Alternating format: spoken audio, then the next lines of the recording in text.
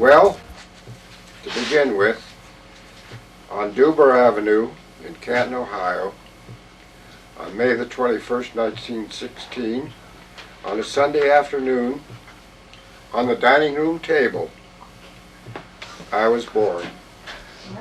And this is a good place to start your life. I don't remember too much about Canton, but I do remember the trip from Canton to Chicago. It was in December, and it was a horrible trip. We were in a Oldsmobile touring car with side curtains. They called them isinglass curtains at that time. And it was a mess. Mother was pregnant with Tom, my brother, Ina, Paul Taylor, Grandma and Grandpa, and Mother and Dad. Quite a full car, I would say. Oh, I forgot to say that it was snowing cats and dogs in Chicago, and Dad got lost, and he drove around the Midway where the World's Fair was, and we passed this monument 3 times before he finally got off of the Midway. He just went around in circles. Well, anyway, our first home was on West Washington Boulevard. We rented an apartment there, and of course it's all black now. And shortly after that, we moved to Hamlin Avenue across from Garfield Park Golf Course. And my grandfather made us little drivers with hickory shafts and Ligman Vita heads, and I was only 6 or 7, and Tom was 3 1/2, and J.W., my grandfather, used to go over to the golf course and pick up golf balls that were lost. They all had stopped rolling, and he would put them in his derby hat, fill the derby hat, and we would go over there on the tee and drive golf balls. And some talent scouts came by and wanted to take Tom under their contract, into a contract, and Mother wouldn't let him. If she had decided that he could go into this contract to expedite or to explore Tom's abilities, he may have been a professional golfer. We went to the 2nd floor of the place on Hamlin Avenue. We rented from a family named Sixes, and later on in life we met Florence again, and she lived around the corner and went on Winnetka Avenue, from Winnetka Avenue. Mr. Sixes was president of the bank in town, and they had a anniversary or a celebration of some sort, and they had a clown that if you told a story, the clown would laugh and then you would get a prize. But if he didn't laugh, you wouldn't get anything. Well, Mr. Sixes had it arranged with the clown that when I told a story, he would laugh and I would get a prize. Well, my story was, do you want to hear a dirty story? And he said, yes, I do. And I said, the boy fell in the mud. Well, I got a prize, believe it or not. Well, we lived, I wanted to tell you about the move to Hamlin Avenue. Ina had married Tom Farrell, and Tom was quite a prankster. And he called the morning of the move, and he said to my grandmother, the hosses will be there in the morning. And she says, we don't want hosses, we want a moving van. Well, at that time we had a grand piano, and they rigged up a hoist outside the window to lower the grand piano down to the lower level to load the piano onto the truck. Well, we moved to Route Force and bought the first house on 10 Quick Avenue. It is still there. I've gone by that house many times. It was right off of Harlem Avenue, and Oak Park was on the other side. Some of the things I remember about the house on Quick Avenue was the night that the Bowen Dairy barn burned to the ground and killed all the horses that were pulling the milk wagons. And they had dragged the horses out of the smoldering wreckage, and there must have been maybe 15 or 20 dead horses, all burned very badly. Another thing I remember about living in River Forest was the time that I went to school there, and I was in the grade school, and coming home for lunch, I was walking along the sidewalk, and I saw right next to the sewer a bag, and my mother called it a Boston bag. I don't know why, but she did. Well, I took the bag and I shook it, and it sounded like there was money in it.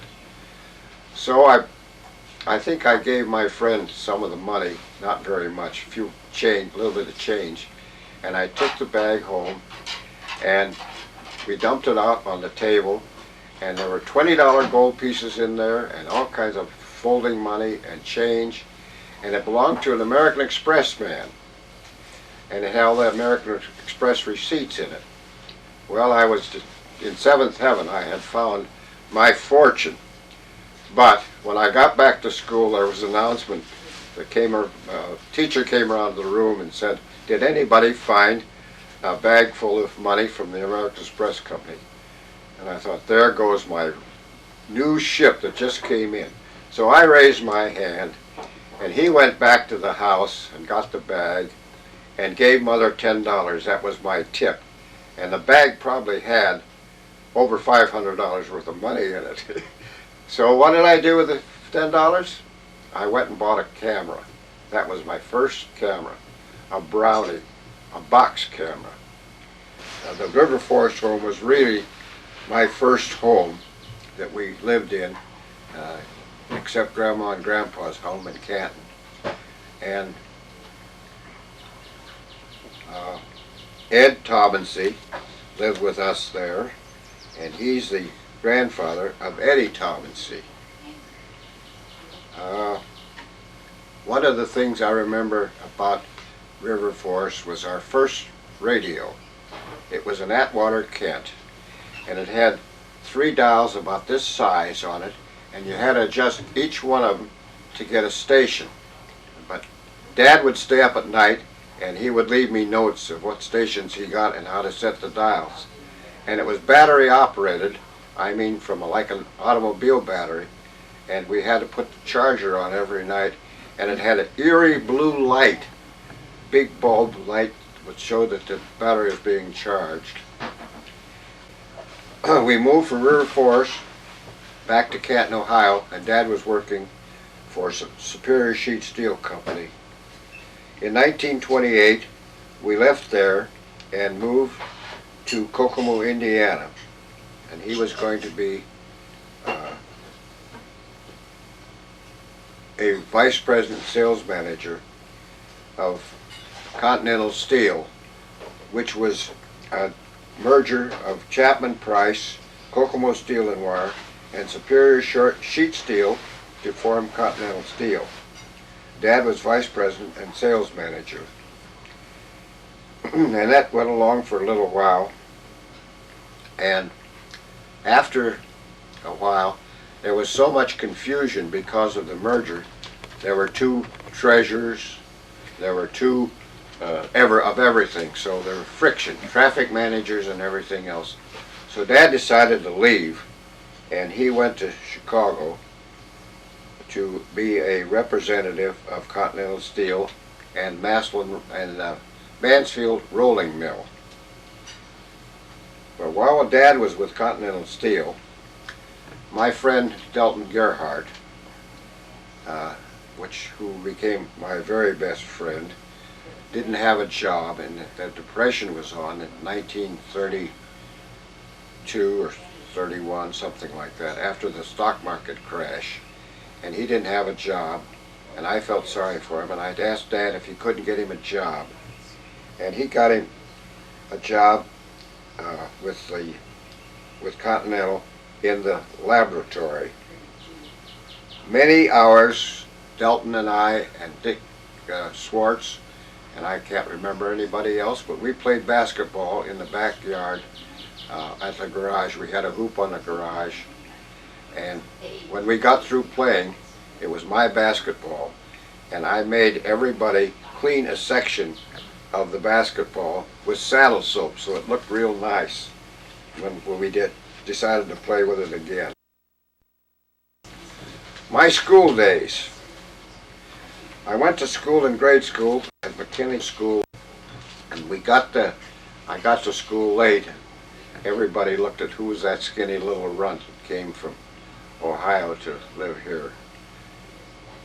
Anyway, I got out of McKinley, went to Kokomo High School for my high school years. We were then in a depression again, and I had to go to junior college for 2 years because Dad didn't have enough money to send me to Indiana, and I didn't want to take the food off the table. Things got so bad in Kokomo that Dad told me later that he had gone over to the railroad track and stood on the railroad track hoping for a train to come by because the mortgage was up and the bank was foreclosing the mortgage, and finally a train came, but he stepped off the track. He said it'd be better if he suffered through. So Continental Steel was issuing script at that time. Now script was their own bearer demand notes that we could use, and we got, instead of Dad's salary, that we could use for coal and food and so forth and so on.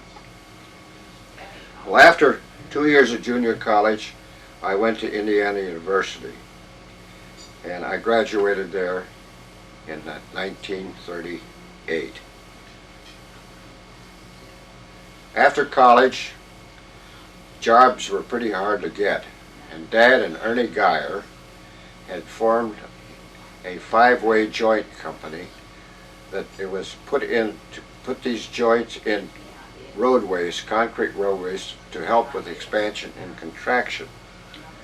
So my first job was helping people set up to make these expansion joints, because there was a wing that spread about that far, and when you assembled them, the felt that went through the strip where they poured the tar, you had to put, they came with one on, but you had to take a machine which we made out of an oak board about 4 inches square with a hole in it, and you pulled that down and drove the other flange onto the thing in the fiberboard that goes across it. I made enough of those, or helped enough, to lay the first 50 miles of the Pennsylvania Turnpike. Got married in 1940. I told Barbara that I was either going to get married or buy a new car.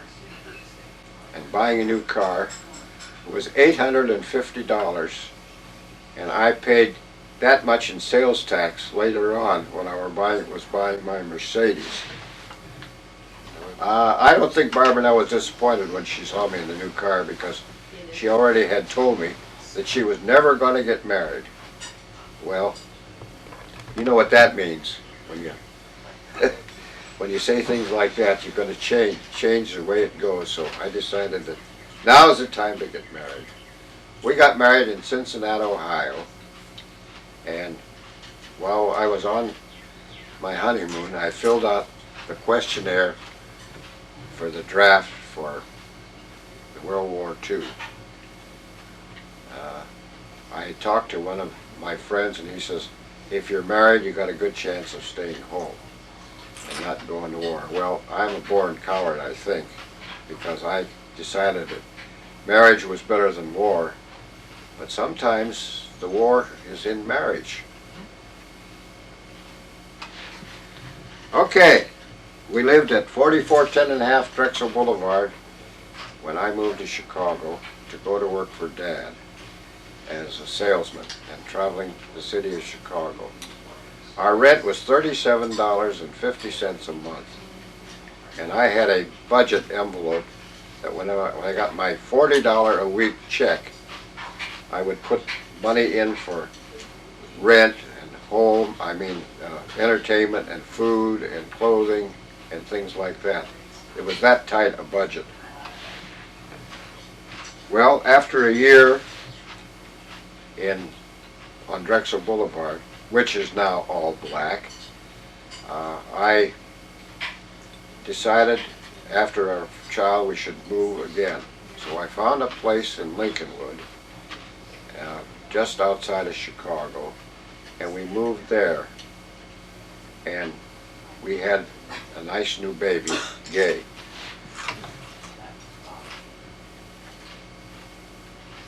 The house I bought in Lincolnwood was $7,750.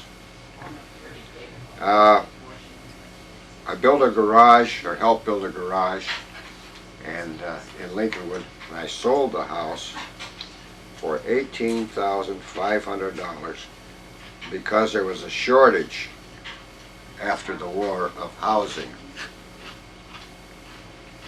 So I took the $18,500 and put it as a down payment on a house at 556 Winnetka Avenue in Winnetka.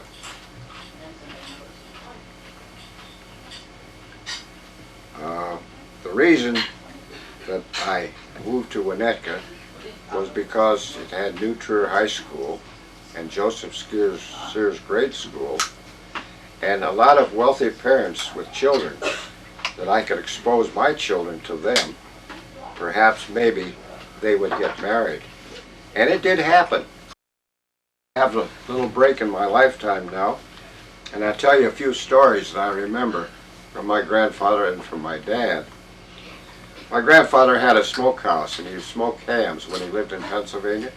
Oh, and he was a teacher, professor at the university, and I was the first one to graduate after he was graduated from college, and there was a lot of people in between. Well, back to the ham story. He would cure hams in the smokehouse, and he knew how many were in there because he had a certain number of hooks. And one day he went in, and one of the hooks was bare. He never said anything to anybody about the missing ham.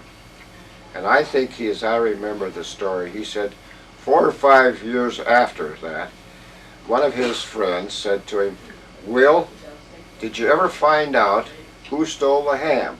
And J.W. said, "Yes, I did. It was you." Stories from Dad.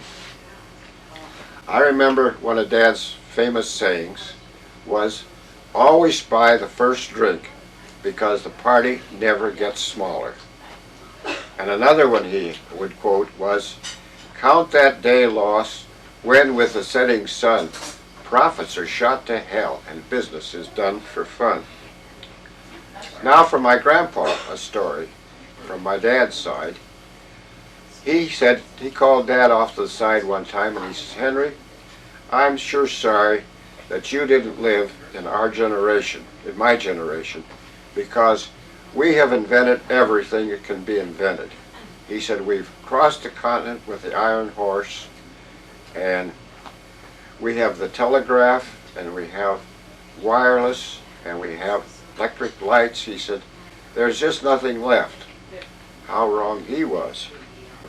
I left Henry's outfit called Taubensee and Richards when I was a salesman, and I applied for a job at a defense plant, which they were building just about 5 or 6 blocks from my house in Lincolnwood. And I got the job as purchasing agent. And this plant was Defense Plant Corporation of America, which the government was sponsoring to make war material. So I equipped that plant with all the machinery, the tables and chairs, the desks, the typewriters, you name it, what goes into an office building. Of course, no computers, but whatever goes in there, I was responsible for buying. Well, after the plant was built, I was called into J.H. McNabb's office. McNabb was president of Bell and Howell. And he says, Jack, he says, our subcontractor has been taking stuff under the table. He took suits and trips and booze and so forth and so on, and he says, we fired him. And he says, I heard how good you are and what you've done here, and I'd like you to be the manager of the subcontracting department. And I said, Mr. McNabb, I don't even know how to read a blueprint, not even know what machines they run on. He says, Jack, it's all right. You hire somebody to read them for you. So I put the staff together, and when I went down and introduced myself to the staff, they were all older people. And I wasn't very old. I was 20-something. And here this young kid is coming in and trying to boss all these people and tell them what to do. Well, I did it. And we got the material rolling in, and I had a meeting every Monday morning, and I got a status report on the jobs that were subcontracted out that Bell and Howe couldn't do. And one of the stories I remember about the subcontractors was Era Tool. And I called on Era Tool to find out how their jobs were progressing. And let's see, it was Bob Lonzy, who was an official in the company, said to me, Jack, I sure appreciate the check you sent me. I said, well, I didn't send you a check. He said, well, I mean Bell and Howell sent me a check. He said, my bill was $25,000, and they sent me a check for $250,000. So I turned that back into the accounting department and told them about it. Well, back to World War II. I was classified 1A several times, which meant I was going to be inducted into the Army. So being a college graduate, I could go in as a second lieutenant. So I went down to the Navy and applied for a job, not a job, but being enlisted in the Navy. And they said the only openings we had now were lieutenant on the gun crew of the Liberty ships. When they were sinking those Liberty ships, the Germans were sinking them with torpedoes and shooting them apart and so forth and so on. And I think about 1 in 3 got through. So I didn't pass my examination for my eyes. I was a little bit under, and the officer in charge said, if you practice writing your alphabet with your eyes, A, B, so forth, he says, come back in about 6 weeks, I think you'll pass. Well, I never did pass. Yesterday, Mark asked me, how did Taubensee Steel start? It goes back many years. In fact, I would say it was about 1927 or 1928. Dad was the sales manager of Superior Sheet Steel. And he was out in the mill one day, and he was looking at the galvanized sheets. And galvanized sheets have a spangle. It's kind of a, where they dry, they go into sort of circles, and it makes a pattern on the sheet. So Dad said to the guy that was running the galvanizing, he said, what would happen if you'd run a sheet through the annealing oven after it's been galvanized? He said, well, I don't know, we never thought about it. So they ran a sheet through, and Dad says, my gosh, look at that sheet. It had evened out all of the bubbles and made a beautiful gray solid sheet out of it. He says, that thing has got possibilities. So it ended up that Dad was shipping stuff to Chicago Steel Service. Don Grace was the president, and I've forgotten the rest of the boys. But they said, you know, Dad, to my dad, they said, you know, Henry, you should buy some stock in this company because we're going to make a success out of it.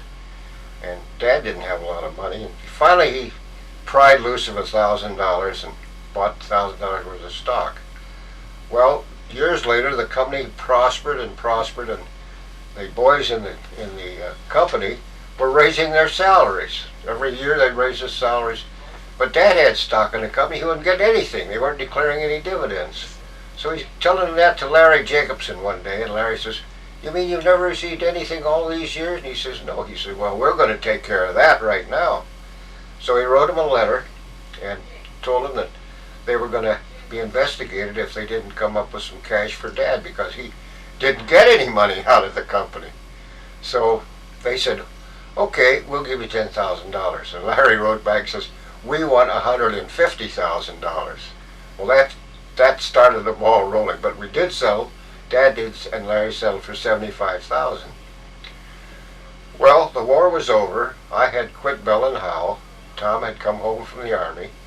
And Dad says, hey, I've got $75,000. So I've seen a lot of companies, warehouse companies started in Chicago.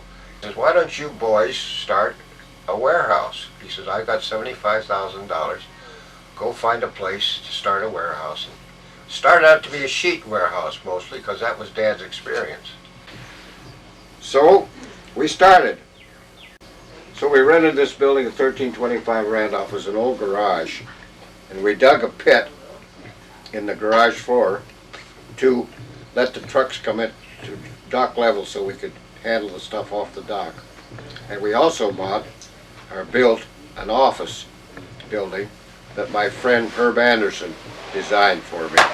He was one of the boys I met at Bell and Howell that I became very friendly with. So I got a call from Dad on Randolph Street. He was in the Civic Opera building at that time. And he says, I've lost my job. Make an office for me, and we'll run the company together. Tom was made president of the company because he could get surplus war material as a vet.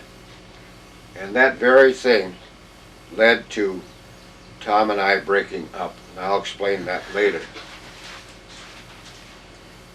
It was a tough job getting material. We had an awful time. Everybody was bidding up and up and up and up for material. And Dad got to be friendly with Walter Floto from American Steel and Wire. He was a sales manager, and I think a drinking buddy. And Walter got nails. If we would buy a keg of something that wouldn't sell, we could get a keg of something that would sell. So we ended up with a bunch of cats and dogs that wouldn't sell, but we still had sold a lot of nails. When we expanded across the street, we rented another building for the nails, and we found some places to get material. There was a welding outfit that made welding rod up on the east somewhere, and we contracted to get wire from them. And I decided that they were having trouble building these cars for lack of material, that I would write to the big three, Ford and Chrysler and Nash Motors and General Motors, and offer them a carload of this welding quality wire, which we paid a premium for, but we passed it on. We paid a premium for this wire if they would see that I would get an automobile. Well, I got 3 cars that way. I got a Nash, I got a Ford, and I got an Oldsmobile. And the Oldsmobile dealer was real PO'd because he says, that car that you got belongs to somebody else. And I said, Bert, if I hadn't sold the wire for that car, you wouldn't have the car anyway. There was some prosperity by that time, and we decided that we would try to expand again. So we did. We built another warehouse for the wire that we were getting. Well, we filled up both of those buildings, and we decided to expand. And where to expand? Well, I said to Tom, I'm going to put pins in a map where our customers are and try to locate as best we can into that area that would be the shortest distance for our trucks to go. And by that time we only had 1 truck, but later on we had more. And then finally we went to renting trucks from another cartage company. So anyway, we bought a lot in Franklin Park on King Street. It was an acre lot, and we paid 25 cents a square foot for the land, which meant it was about $20,000 to $25,000, which was quite a price. We built a building. We built a building in Franklin Park. called a Butler Steel Building, and it was just a framework with insulated siding and corrugated sheet metal. And we built this building to operate in. Boy, did we think we had the space then, because we were coming from two small places. We had all this 100 by 100 square foot building. Well, we expanded again, put another 20,000 square feet onto that property, and put in a railroad siding. We bought wire from the mill. Things had eased up from that time, and we bought wire from the mill. So we are warehousing wire to our customers, and we were using the warehouse price. Well, some of the competitors felt pressure from us, and they decided to go into the wire drawing business and go on a mill basis, which meant there was no markup for a warehouse. So when they went on this mill basis, we decided that we had to get in or get out. And by getting in, I mean drawing our own wire. So we did. We got in. And we put another expansion on, and we had rod storage out there and a pickling tank. Now you need a pickling tank to get the scale off the rods before you can draw them into wire, because it's a very hard substance on the rods. And the pickling tank takes the scale off of the rod, and then you lime it. You'll put them in a lime bath, and then they go into the drawing machine, and the lime picks up the grease that you use in the dies to draw the wire. Now when you draw a wire, you start with a rod, maybe smaller than my finger, and reduce it, and we could draw it all the way down to 16 gauge. But we didn't make much of that because it took too long. The wire machines had spindles. We had a 6-spindle machine. The wire would feed on here and build up a surplus and go over the top into the next one and go all through the 6 steps. But basically we made more heavy wire, like 1/4 inch, 5/8, 3/16, and those sizes. Well, as a result of drawing wire, we made a few boo-boos, and we got some stuff with scratches in the dies, because the people that run the machines had never seen one before, and we weren't too much help either. But we got down where we could really handle it nicely, and we decided that we'd take those marked, scored wires that were left a mark in the die.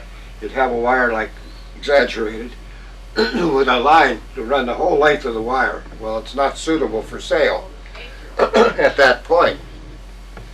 So we put in some nail machines. I put the boys to work. Mark was running the nail machines, and Tom was driving a lift truck, which he got pretty good at. But later on, when Tom's boys, my brother's boys, came down, they were all driving lift trucks. They weren't doing any work except driving lift trucks. But poor Mark got the crappy end of the business, that's for sure. As a result, we got going pretty good. Now to get back to the mill prices. We did expand. We bought the other piece, put up another building for the pickling tank, as I told you. And we bought rods from Germany and Japan and Brazil. I don't know exactly how many other places we bought from. It doesn't make any difference. But we did get lots of rods, and we paved the area back of the buildings for rod storage, and we put in a rail siding and got the stuff by rail, and we bought a Heister crane that we could unload the flat cars or the gondola cars, get the rods out, pick them up and swing them over and pick it up with a lift truck and stack them. Well,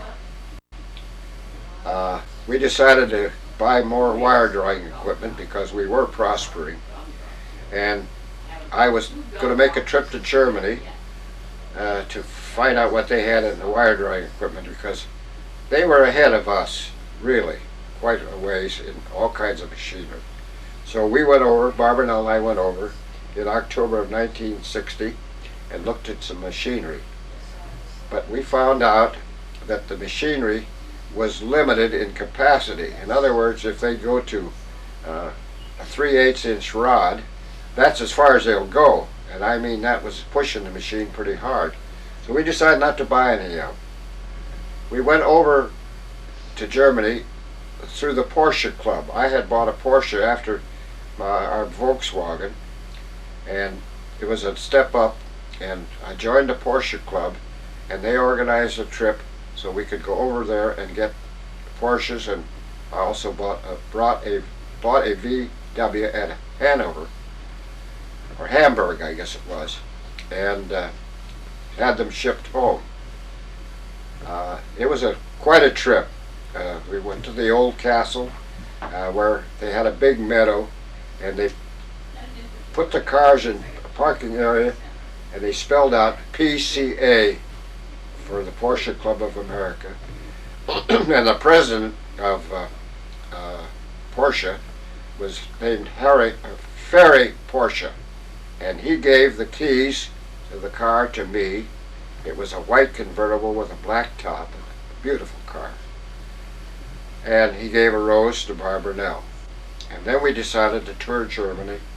We went all the back roads rather than going down up and down the Autobahn, because that's where the historical part of Germany was. Well, we spent, I think, 10 days in Germany and drove the Porsche, and whenever we would get to a little town, all the boys would come around and look at the car and admire it, because the Germans weren't buying many Porsches. The police had them to patrol the Autobahn, and they had Polizei on the car in the back of which means police. And we finally did get on the Autobahn, and the intersection where you go on and off was called Ausfahrt and Einfahrt. That means off and on go.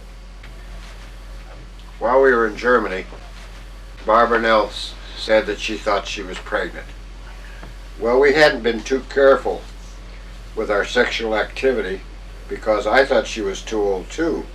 But she says she's never too old, and I think she was right, because she got pregnant with Kim Ione, and Kim was a blessing. Had more fun with her. I was having some prosperity in my life. I got to spend more time with her. When there was 4 in the house, it was hard to divide your time between all 4. But anyway, we did. And Barbara Nell carried the load, because I was busy making money. I want to digress a little bit to tell you about this shirt. This is my Father's Day present, and we're down in Bloomington at Father's Day and visiting with my 2 sons, and we had a ball. Mark and Amy came down, and Bryn was here, and we went out to eat Friday night, and then Saturday night we went to an Italian restaurant. Great food, loved it. And then on Sunday we went to the Memorial Building at IU University and had a brunch at the Tudor Room, and all of us stuffed ourselves like pigs.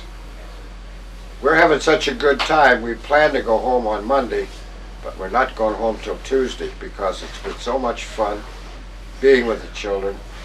Probably some of the time we didn't get to be with the children, especially with Tom's kids.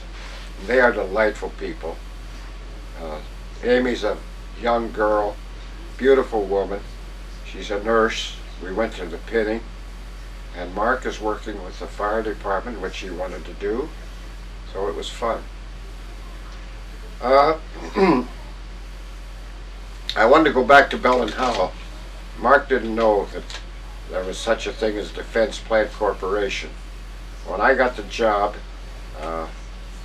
they were building the plant to grind lenses, because Germany controlled much of the lens business at that time because they were advanced, and we decided we had to make our own lenses. So they set this plant up the government sponsored the money to build this lens plant. And in the lens plant, we also assembled tank telescopes and small telescopes for the troops and binoculars. And later on, we got into night sniper scope, because the Japanese, when we invaded the islands, they would crawl up in the trees and shoot our men, and the men couldn't see where they were. So this night scope they put on their rifle barrel, and it would show them a contrast between the trees and the leaves, and they could see their target and shoot them down. The first shipment of about 50 that we produced were made, and the brass came in a caravan with all kinds of motorcycles and stuff to take them to O'Hare to ship them to the troops in the Pacific Islands. We also made a gun sight aiming point camera, which you would put the camera into the barrel of the machine guns and aim at a specific point to concentrate the fire of the machine guns. That was a big help, because previously they would lift the tail of the plane and shoot into some kind of a target. It was a very haphazard way of doing it, but we could concentrate the fire into an area this way or this way, according to what they wanted. I wanted to tell you about McDonald's. Ray Kroc belonged to Rolling Green, and Ray Kroc went out to California to sell multi-mixers. The multi-mixer is a thing that makes them all milk. It has 6 or 8 spindles. And he went out there and he saw the operation that the McDonald brothers were running, and he tied up the country with a contract with McDonald's to build these units in various towns. And he came back and started one in Des Plaines, Illinois, and it was successful. And being from Rolling Green, he had friends in Rolling Green, and he talked them into starting their own. At one time, we had about 10 Rolling Green members who were running a franchise for McDonald's. Bill Paley had, I think, 3, and Bill Godfrey had one in Canton, Ohio. And I talked to Dick Piketty, who had one in Skokie, and Dick Piketty said, "Jack, it's a gold mine." He says, "I'll show you my books, I'll show you the records. You'll really be happy that you did it." So I signed up with McDonald's for 3 cities, Gary, Beloit, and Janesville. Ray Kroc, of course, was president of the McDonald's outfit, and when I went down with my $1,500 for each one of those units, one of the guys who was a secretary, I can't think of his name, Silverberg or something like that. Anyway, UCG, when I put the checks out there, he grabbed them like they were going to fly away, because they were struggling to get started. Well, we selected Janesville to start off with, and we were number 90 of all the units of McDonald's. Now there are thousands. Opening day was a great fiasco. We had keg lights up in the sky, and the clown, Ronald McDonald clown. It was really something else. And Fred Turner, who later became the president of McDonald's, and Ray Kroc went on to be chairman of the board, he was our hamburger flipper for the day on the grill. Well, at the end of the day, I think it was about 11 o'clock, Tom was also a partner in the McDonald's, and Dad had loaned us the money to get the franchise, the first $1,500 apiece. So anyway, we had all this cash and change and stuff. We went down in the basement where the safe was and counted the money, and Wally Slauson, who worked for us in Franklin Park, became the manager. We appointed him as manager of Janesville. He counted the money, Tom counted the money, and I counted the money, and nobody could agree. We were always $3 or $4 off. We had fun. Well, the money was going the wrong way at McDonald's. We were sending money up there, and I said to Wally, "Hey, the money is supposed to come from McDonald's, Janesville, not from Chicago to Janesville. Well, finally the people got smart and the financial situation reversed, and people were finally beginning to realize they could get a decent meal at McDonald's for 45 cents. Now it's $3 or $4. But at that time, hamburgers were 15 cents, a milkshake was a dime, and fries were a dime. 20 cents for a milkshake. 20 cents from, yeah, that made the 45 cents. I don't think I'm going to dwell too much on what happened, but after Dad died, I was in Florida cleaning up the stuff down there. I drove his car home and rented a trailer and put his possessions in the mother's and Dad's possessions. And in fact, those two reclining chairs in my house now came from Florida, where Dad and Mother. The one upstairs was Mother's chair, and the one downstairs was Dad's chair. Anyway, while I was in Florida cleaning up the dregs, Tom moved into Dad's office. And I came home and I says, "What are you doing in there?" We were sharing a big double desk in another office. He said, "This is my office." I said, "Why is it your office?" He said, "I got 50% of the stock." I said, "Dad's will says I get the other share. Now I'll have 50. So we're both going to be 50-50. Well, that meant we were both equal, both bosses. And Tom says, "Well, I'm going to run the company anyway." I said, who died and made you the boss in this outfit? He says, "Well, that's the way I figure it's going to be." I said, "Okay. If you feel that way, I'm not going to work for you." And I called Larry Jacobson. I said, "Larry, Tom has almost fired me." He says, "That's okay." He says, "Don't work," but he says, "He's got to pay you, just like you're getting." And so I didn't work, and he paid me. And Larry figured out a price for the company, and he said to Tom and myself, he says, "Buy or sell it. That's it." So Did you get a bump or something? Mark didn't want any part of the company. Tom did. And if I bought it, I would just have Tom. Maybe Mark would have come in later, which would have changed his life completely, because he was down in school and down in Bloomington. He loved it, and he thinking about living down there after school. But anyway, I sold, and he and his family. Shirley was very instrumental in Tom buying it because she wanted a place for her children. Well, I only had one, and so I thought, well, I'll take care of him some way other than that. So I got $375,000 for my share of the company, which was started on the $75,000 that Dad got from Chicago Steel Service. So we did pretty well with it, and as a result, I had this money, and Bob Sumner, who had the trucking company that was hauling for us, whenever they had lamb shanks at the restaurant, he'd call me up and say, "Dad," or "Jack," he said, "they're having lamb shanks today." So I drive down and have lamb shanks with him. And Bob Bell was one of the usual customers down there, and I met Bob, and Bob said to me one day, he says, "You know, I've got an apartment building for sale up in Evanston," and he says, "I think you can steal it, Jack." He says, "If you've got $100,000 to put down," he says, "they'll carry a mortgage at 5% for the other 100.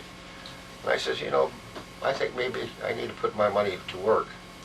So I did. We bought the place, and I still had $275,000 left, and I went to the bank. I knew Bill Bettis, from the vice president of the Parish Trust. And I said, "Bill, what can I do with this $275,000 that will make money for me?"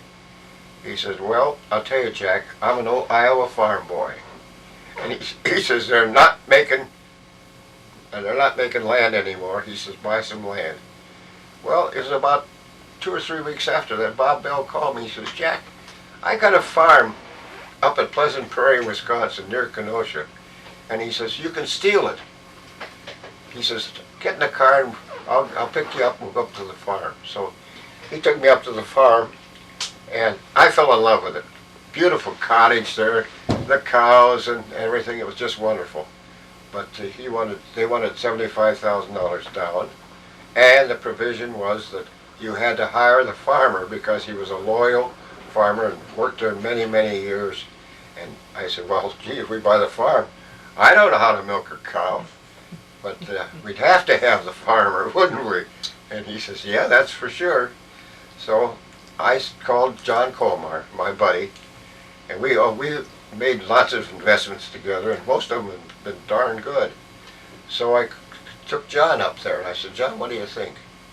I said, if we put in 37,000 apiece or something like that to make up the 75 grand, we can buy the farm. He says, you can count me, and he says, how about Russ Moore? He said, we'll put him in too. He said, then we can raise 25 apiece. So we took Russ up, and Russ loved it. He says, oh gosh, you guys have really found something. And I said, well, how about it? He says, I'll go 25.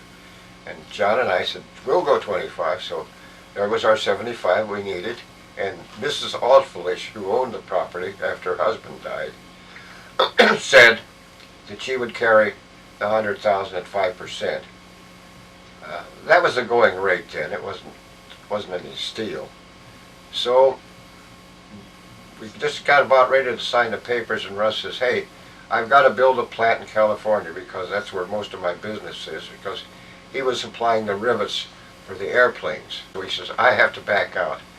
And I said, oh, gee, I'm sorry, Russ. But he said, John says, I'll take his half. I says, we'll split the half. I'll take the other part of his half. So we put in the 37,500 apiece and had the farm. Well, it was fun. My kids liked it. We bought ponies. John bought a horse. And we had a ball. We had a garden there. And we raised zucchini squash. And we'd go up every weekend and hoe and weed and so forth. And we'd go home on a Sunday afternoon. The zucchinis would be about maybe 2 inches long. And we'd come back the next Friday or Saturday, and they'd be like this. They really grow fast. Well, the farm kind of lost flavor. The kids have moved away. Kind of lonely up there. So we didn't go so often. Well, we bought the farm. My dad saw the farm, and he says, why didn't you cut Tom in on the deal? I said, listen, Tom and I don't get along. I said, I'm already out of the company. I don't want any part of him. And in fact, the same thing happened with McDonald's that we owned in Janesville. He says, well, we'll still own half of it. I says, no, I can't get along with you. You can't get along with me. I'll buy McDonald's from you. And I don't know what I gave him for it, 50 or 75,000, something like that. Because I was kind of rich at the time. I had all this money, and I was wanting to invest it. So anyway, Dad saw the farm, so that means we had it in. We bought it, I think, in '66. And let's see, that would be 32 years ago. And now I'm thinking about selling it, my half. And there's 250 acres up there, and I own 125, or half of it. And we have been offered up to $10,000 an acre, and I'm going to have fun spending it and giving it to my children. I hope you've enjoyed the tape. Mark has just made a suggestion that he can insert some pictures to kind of break the monotony of my voice.